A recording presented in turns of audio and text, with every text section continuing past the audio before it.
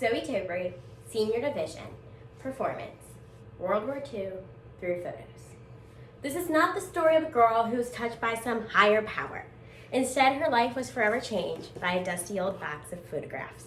The box casually changed hands when the man said, "Oh, your daughter's interested in World War II? She might want to look at these." The photos are a collection of moments captured, stored, forgotten, and then rediscovered. Photos that help tell the untellable story of those who were there. The collection of photos lived history, recorded history, and now teach history.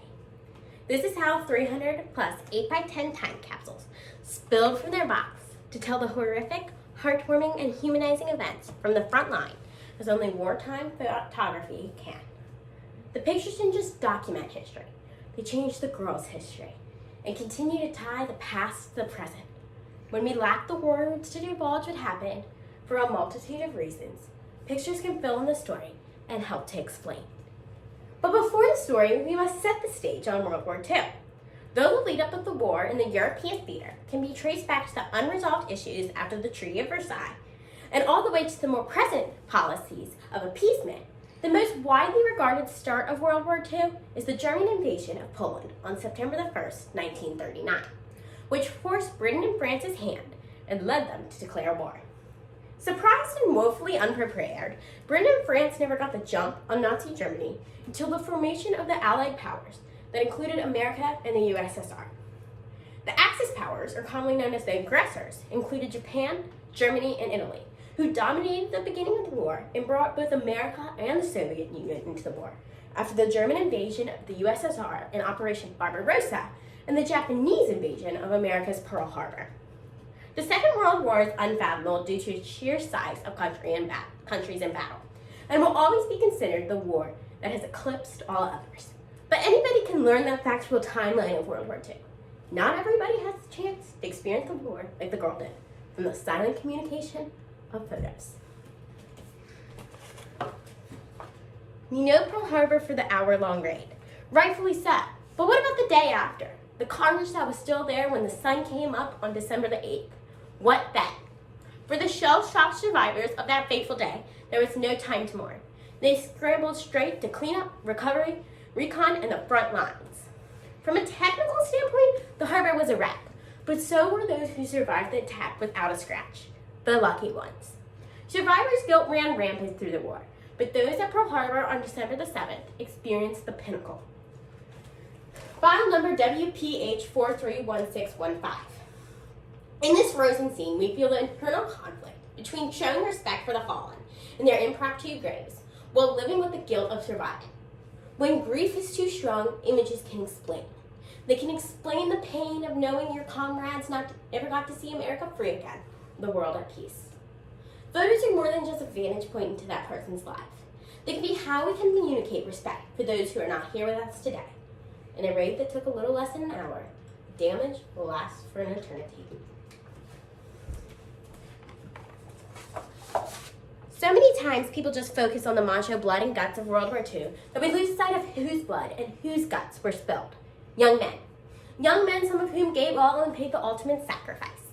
Marshall Islands in the Pacific, the middle of nowhere, but the grave of many. All Americans like to think we would give our lives for freedom. But would we really? Would we give it all for a dream? File number 216027. The unknown soldier in this image reminds us that many did. Till his final dying breath, he desperately clutches his knife, determined to go out with a fight. This photo tells us that he gave his life so you and I could be able to stand here today.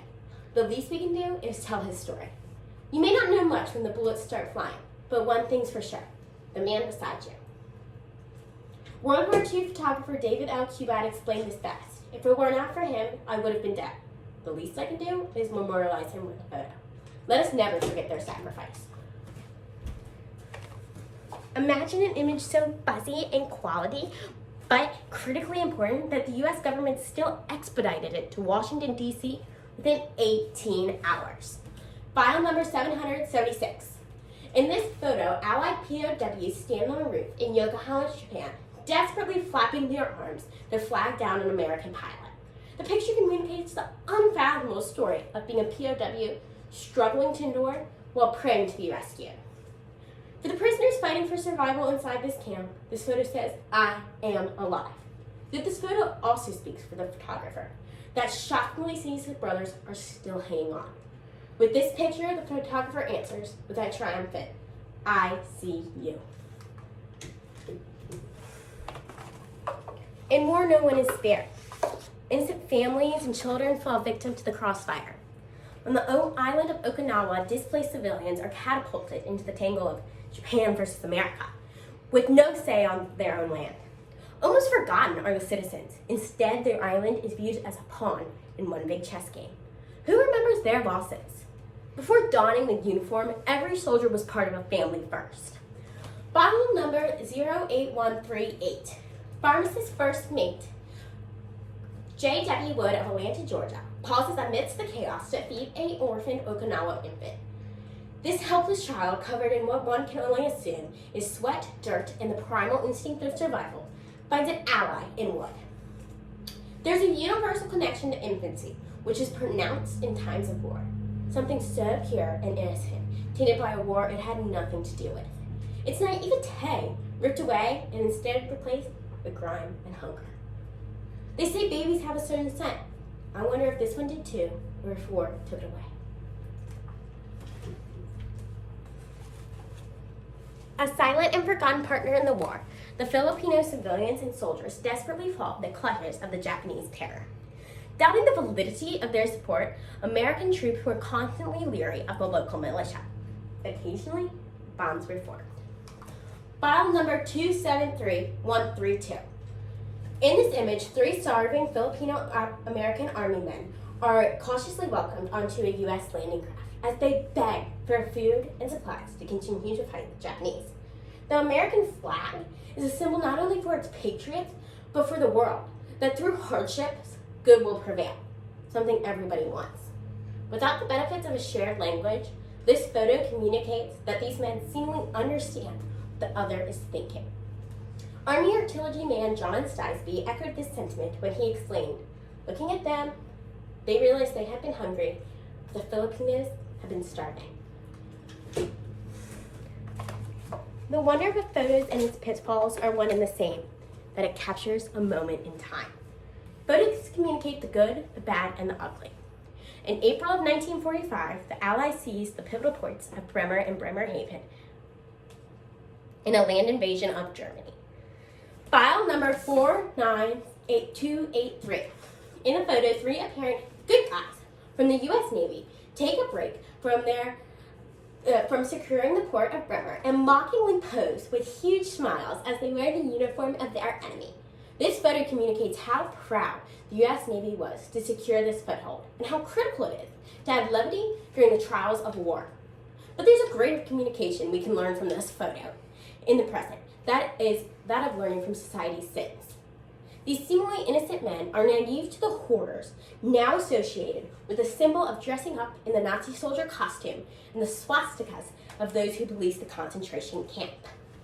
U.S. soldier Fred Baum epitomizes this sentiment when he explains the soldiers had no particular feeling to fighting the Germans. They thought any story they had read in the paper was either not true or at least exaggerated, and it didn't sink in what this was all about until we got into the camp.